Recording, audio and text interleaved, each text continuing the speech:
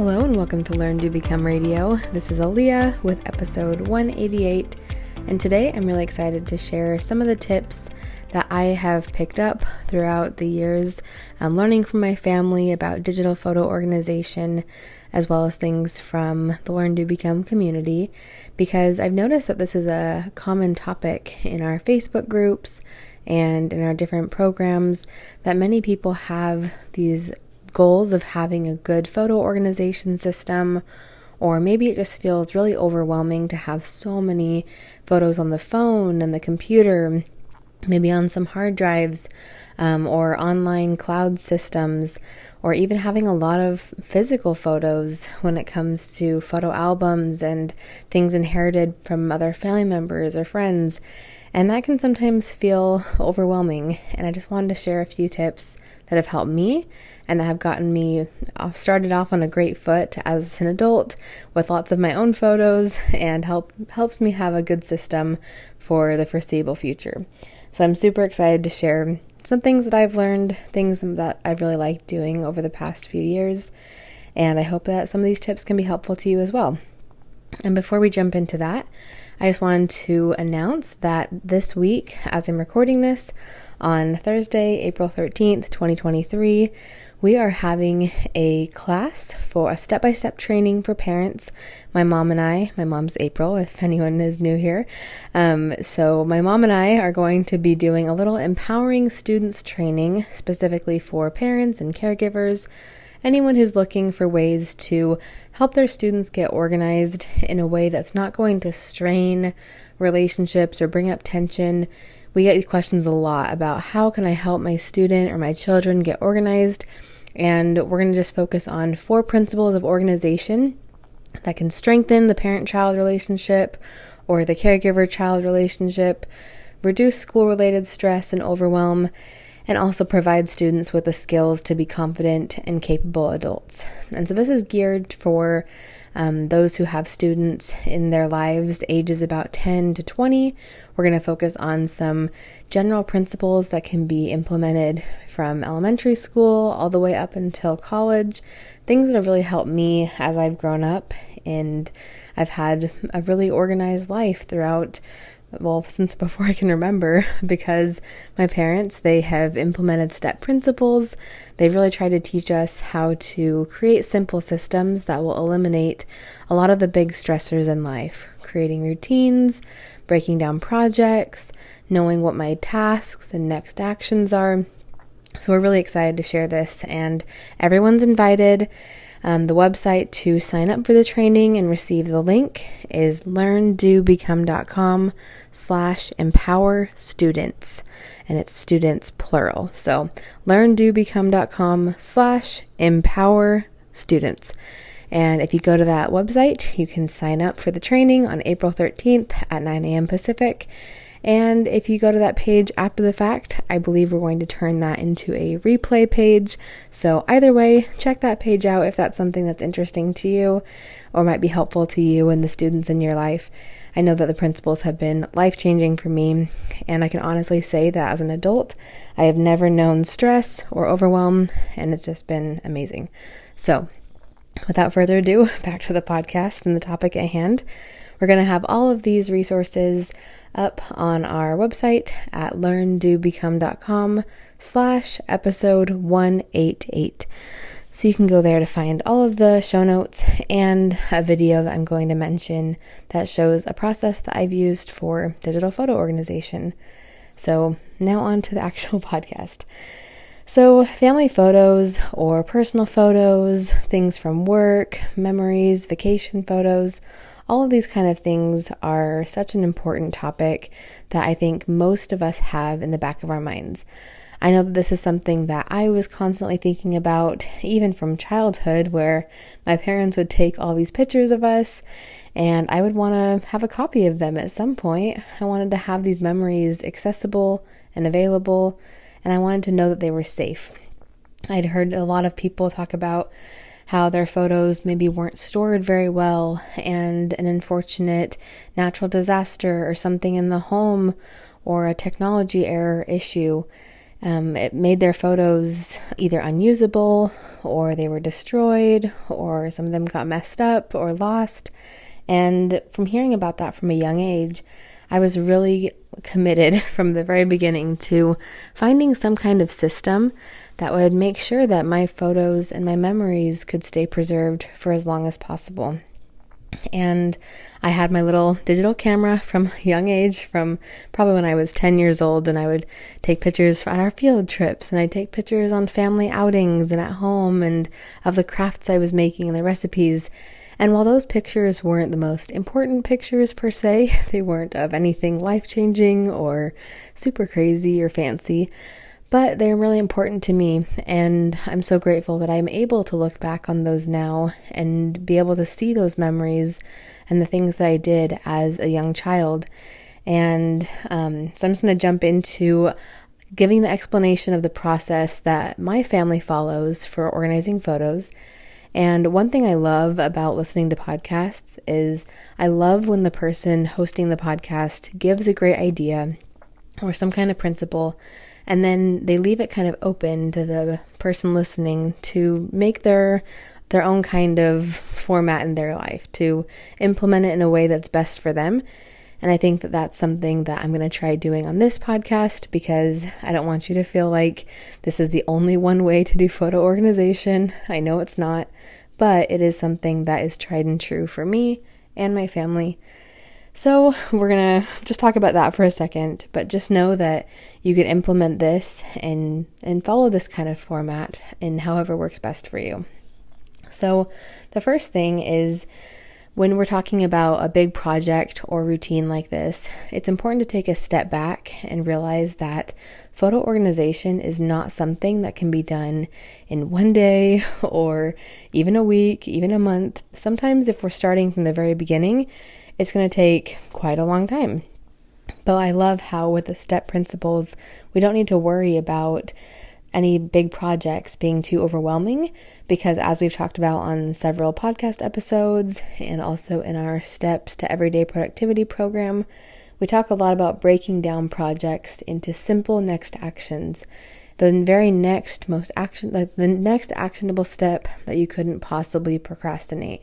And I love this because when I looked at my photo project plan for myself, it was really overwhelming, and I'll talk about that in a second. But I started it in August 2021, and I am just now finishing in April 2023. So that's been about 1.5 years of working on this project in small incremental bits, but it's finally coming to an end, and it's so exciting. So I want you to take a deep breath if you're thinking about digital photos and it's immediately stressing you out, that this is not something that most people finish in a weekend or in a day. This is something that takes time, but when you have a process to outline the bigger project and the different sub-projects within, it becomes a lot easier. So the first thing I think is to figure out, what kind of process do I want to implement right now? What can I make a current project for myself to establish a photo preserving routine for all photos, present and future, that come into my life? I think this is a great place to start, because we can always look at past photos or past accumulation of things as a mountain of projects that we need to do or act on right away. And that can feel overwhelming. And so what I like to do, I use a digital project manager and task manager called Asana.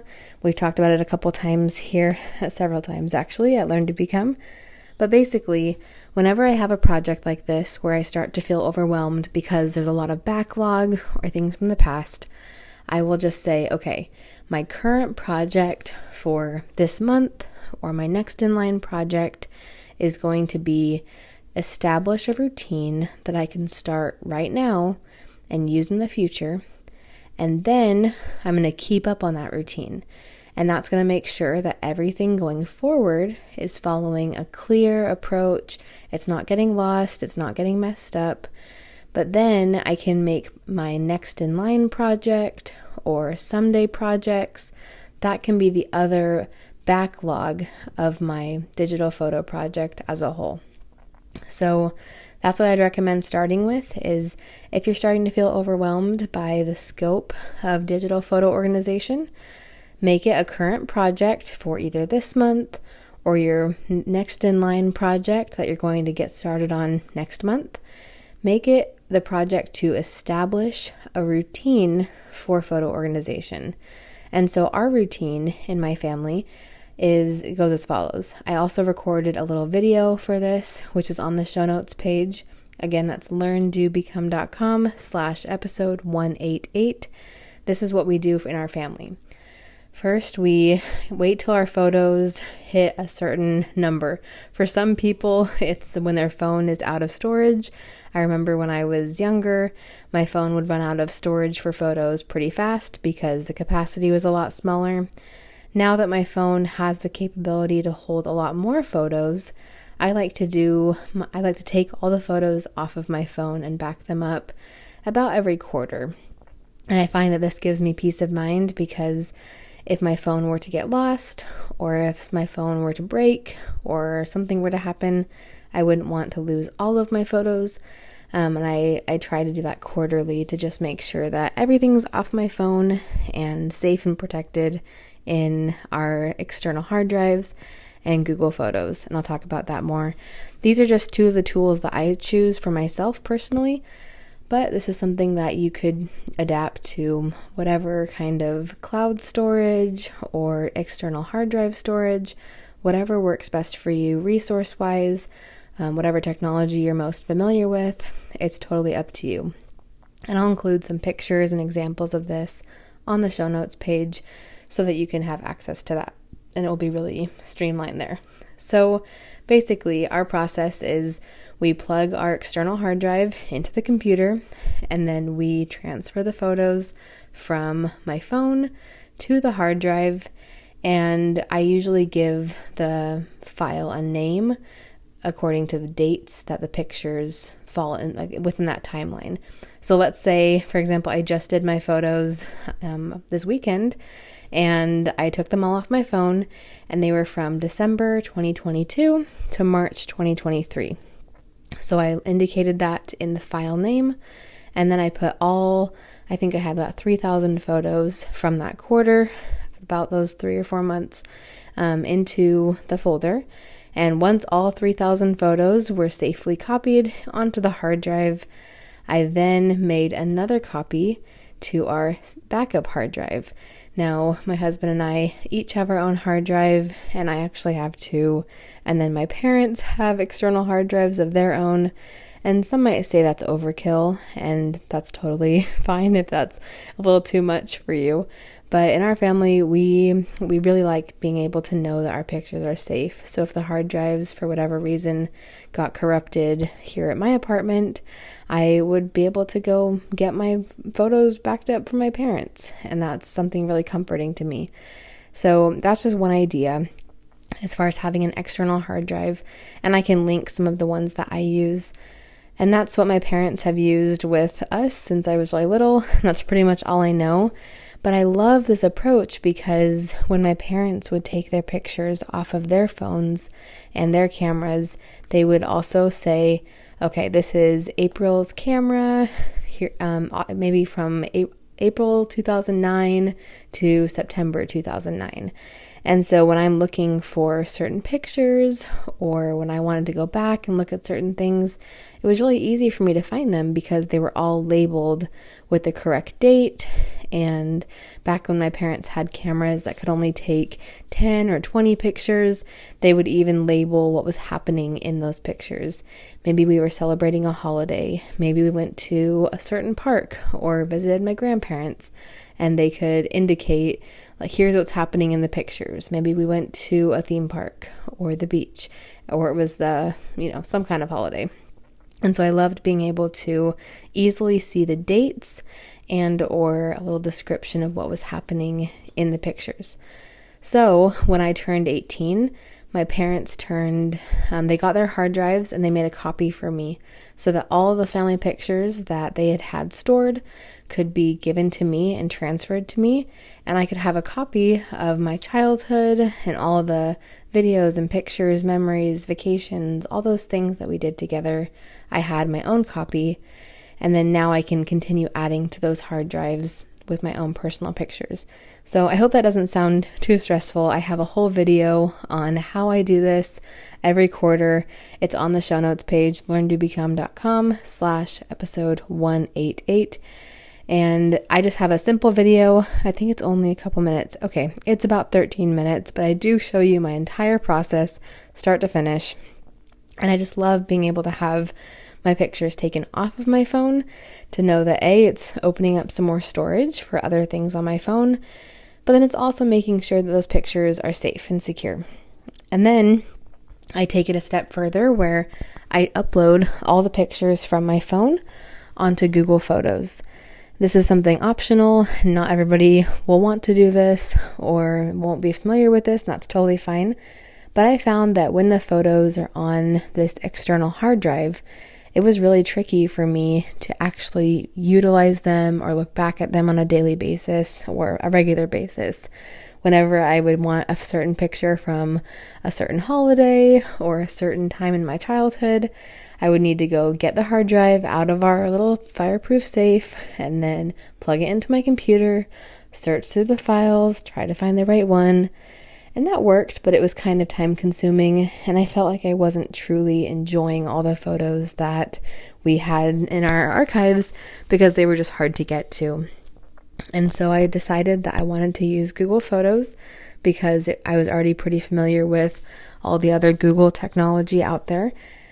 And I just started uploading the photos, and I decided that it was a great way for me to use these photos because I could search really specific keywords. Like I could search for certain people if I wanted to find a picture of me and my dad or me and my sister. It was really easy to just say, find the picture of Alia and Eric. Or if my parents were ever hunting for a certain photo to share here at Learn to Become, I could type in the keywords of certain color shirts that people were wearing, or piles of paper, or desks, or whatever we were looking for. And so I just love having my pictures not only on an external hard drive where they're safe, secure, and in our little fireproof safe, but also in a searchable way and an accessible way in Google Photos. So again, my entire process is explained in my little video that I made, and I hope that can be helpful to you and give you some ideas of a new routine that you could start establishing right now or next month or in the near future. So that's addressing the first part, breaking down this big project and just starting with the first thing. What can I start implementing right now? Well, it becomes a project to establish a brand new routine. And if you have any questions on establishing routines or breaking down projects, we have so many great resources on our website, and you can just search for them right there. Okay, now to the next part of this podcast. So after we talk about this routine, now it's time to talk about the backlog.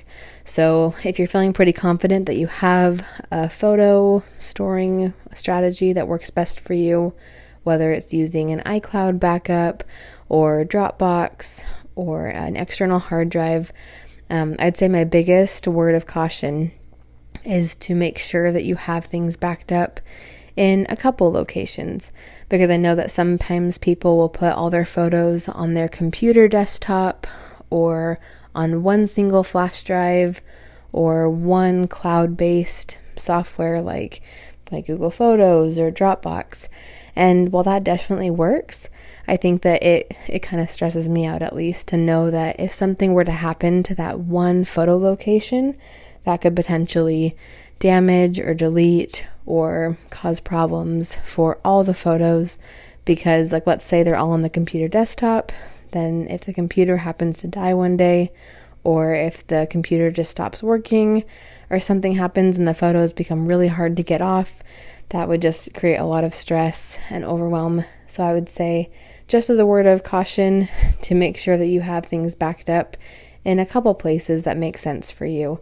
And that's something I've tried to use in my life just to make sure I'm really being cautious and not letting technology or anything break or have issues that could then result in the loss of memories. So now to the backlog. When I was putting my pictures on Google Photos, I only started doing that about a year and a half ago. I decided it's really hard for me to use my pictures when they're on the hard drive and they're far away from me, so I want to have them close by. And I decided, well, I'd love to have my childhood pictures close by, online in an easy to access format. I would love to be able to have little albums created for different family vacations or different special moments like our wedding. And so I decided that it was going to be one of my projects to upload the kind of the highlight reel of our family and different things that we've done together onto Google Photos. Now, this meant that I needed to go through the albums and upload all of these pictures from all the albums back from 2003, which is when we started having digital photos, all the way up until now. And I didn't think this was going to take very long. I kind of broke down the steps into next actions. So I said, my big project is digital photo organization, getting everything onto Google Photos. Now, that sounds easier said than done, but I realized there was multiple steps to it. I wanted to make sure that my childhood pictures were there, my pictures from college, our wedding pictures, the pictures that I've taken since being married with my husband, all those memories since then, as well as childhood photos that were not digitized yet, that were still physical papers, family videos that I didn't have access to yet, that were from our tapes and our actual physical camera. And so I started listing out all of these as sub-projects to locate or start gathering or start working on digitizing these different resources. So I just kind of listed everything out in Asana underneath this big umbrella of digital photo organization. And that helped me to see things really clearly and feel really comfortable knowing it's okay. I don't need to finish everything right now.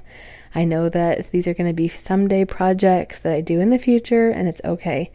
And that gave me a lot of comfort knowing that I at least had everything out of my mind and into my someday projects list. And then I've been pulling from that list ever since. So I started this photo organization journey in August 2021, right after we got married. And now it's April 2023, so it has been a little over a year and a half, and I am just finishing this project this week, which is why I also wanted to do a little podcast on it. And if someone's looking at it from the outside in, they might think, well, that's a horrible timeline. That's so long ago. Like, that's such a long project. Like, why would I even begin doing something like that? But I think it shows the beauty of projects that can be broken down into sub-projects and next actions that don't overwhelm us. I think just in looking at what's happened in my life in the last year and a half, we got married, we have moved, we've had lots of projects I've been working on at Learn to Become. I graduated from college, I had a lot of school stuff going on, and now we're expecting our first baby this summer. So as I've been looking at this timeline of this big project with what's gone on in my life, I've been able to realize that, wow, I've been able to accomplish so much while this project is running in the background. And honestly, it's the smaller sub-projects that are running in the background. It's not the same project month after month. But it's helped me to have a better view of these kinds of projects, breaking down things that seem so huge and so overwhelming into something really manageable. And so I want to share that with you for anyone who's really busy with work or family things, or there's a lot going on in life with volunteering or community or other needs for yourself or those around you, that this is possible and it can be broken down into really simple, small projects and then subsequent next actions. And so that's what I did. I had a little next action where I'd say, okay, your next action is when you're on the computer to get the next 5 photo albums that are stored in on the hard drive, make a copy to your computer desktop, and then upload those photos to Google Photos over time. And so that became a really reliable next action, because I knew that when I'm on the computer, when I have some time, I'm going to focus on the next 3 or 4 photo albums at a time, and I can do that. It's not too stressful, not too overwhelming. I've got that. And I loved it because I was able to break it up into small little chunks that I worked on when I had time. And we also, unfortunately, in our old apartment and our current apartment, we are in cell service dead zones where we literally have 1 bar of service at all times. The internet provider is like, hey, we're trying our best, but you're in a really bad area for internet service. So uploading photos and videos onto a cloud-based platform has been really tricky because our Wi-Fi is so slow. And I don't want to be making it slow for my husband's homework and for my other stuff. And so it's been a balancing act. We've had to figure out how to best upload these pictures when our Wi-Fi has problems. And that's helped me to prioritize when I work on these things. Sometimes I went to the local library and used their Wi-Fi. Sometimes I went to my college campus and used theirs as well. Or when I visited my in-laws or my parents, I would have a set of videos or pictures that were ready to be uploaded. They just needed fast Wi-Fi. And that helped me to really plan in when I was going to work on that project. And it really helped make things go a lot faster. So that's just one approach that I took there. And I have a few other notes that I'm going to go back and look at. But then when there came to be like the small projects, like all of my baby pictures, all of my photos that were taken before 2003 when my parents got a digital camera, they all needed to be digitized. And that was something that my younger brother was working on. He went through all of our family photo albums and he scanned all of our pictures in. So now I have access digitally to all of my childhood pictures and as well as childhood videos. My mom has a family friend who was able to digitize our VHS tapes, or like our little camera tapes. And so that was super exciting to be able to see these pictures and videos come to life online that had only existed in a physical format.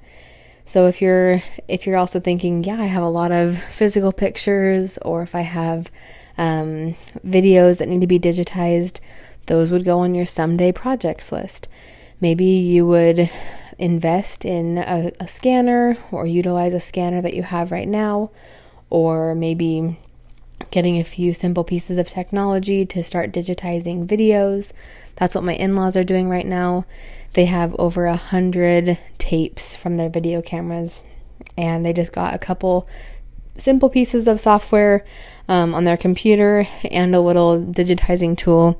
I don't know much about their process, but it's so cool to see how they're able to work on this big project of digitizing their 100 plus videotapes from their kids' lives. And so I think these are just great examples of future projects where it's okay if you don't have everything ready to go right now, you're not able to digitize all the photos, all the videos, that it doesn't need to be something stressful that adds to your to-do list or adds to your stress. It can be safely on your next in line or someday projects list, and then you'll store those support materials, which are either the physical photos or the videotapes or other materials, in a safe location until you're ready to work on them. And that's something that has really helped my family, at least, while they're getting all of their photos and videos digitized. And then once those have been digitized, they were stored on Dropbox for our family to share and access. And then one of my new sub-projects became, I'm going to take all of those photos, download them off of Dropbox, and then put them onto my hard drive to make sure they're safe and backed up, and then to also put them into Google Photos accordingly to save those memories for myself. So I'm going to put lots of pictures and lots of things into the show notes. So if you have any questions or anything you want to take a look at, you're welcome to go to that page and check it out and just take a look. But I think it all comes down to knowing that your projects are safe on your current projects list or your next in line or someday lists. Knowing that you're going to use next actions to make it the most simple, actionable step that you can take to accomplish something, and it's not going to stress you out or cause a great deal of overwhelm. And I just love that, because knowing that this project for making sure all of the digital photos are on the hard drive, that I have a copy of everything, knowing that that's almost done is so relieving. But I also know that it hasn't come without a lot of small next actions. And I hope that's encouraging to you to know that even with someone who's been doing this for a while, that it still takes time. And it's okay if it takes time. And I hope that hasn't been too repetitive throughout this podcast, but I think it's important. I think too often we are too hard on ourselves when we can't do projects as fast as we would like, or maybe there's things in our way, like photos that need to be digitized, or other family matters that come up that are more of a priority. There was a time when I had to put this project on my waiting/in progress list and take it off of current projects because we were doing some traveling. I had some big projects at work and I was really busy with school, and there just wasn't time in my day or bandwidth to focus on this project. And just knowing that I could take a break and it was going to be okay was so relieving, and I knew that I could come right back to it and hit the ground running. So I hope that this has been helpful to you. I hope that this gives you some ideas of one approach to digital photo organization, and knowing that it's a process and it takes time. And this is a great way to break it down and make it really small and focused, actionable steps that you can implement into your busy life. So again, I'll share lots of resources on the show notes page at learndobecome.com/episode 188. And as one more reminder, as I'm recording this Thursday, April 13th at 9 a.m. Pacific, we're having our Empowering Students training, which is a step-by-step training for parents. We're going to be talking all about how you can help your students to get organized, strengthen your parent-child relationship, reduce school-related stress and overwhelm, and also provide the students with skills to be confident, capable adults that have great systems in place going forward. So I've benefited so much from learning these principles from a young age, and I'm just so excited to hop on a call with our community and my mom, and we're going to talk all about the ways that we've done this. So you can sign up at learndobecome.com/empower students. And that's students with an S at the end, plural. So learndobecome.com/empower students. You'll find all of the information there. And whether you go to the page before the training or after, we're going to have something on that page to direct you to the actual call or the replay. And it's all going to be there for you. So thanks so much for joining, and I hope this was helpful. And as always, you're welcome to leave a comment on our post on Learn to Become on the show notes page. And we'd love to be in touch and hear about how this process is going for you. So have a wonderful day, and thanks so much for joining us today.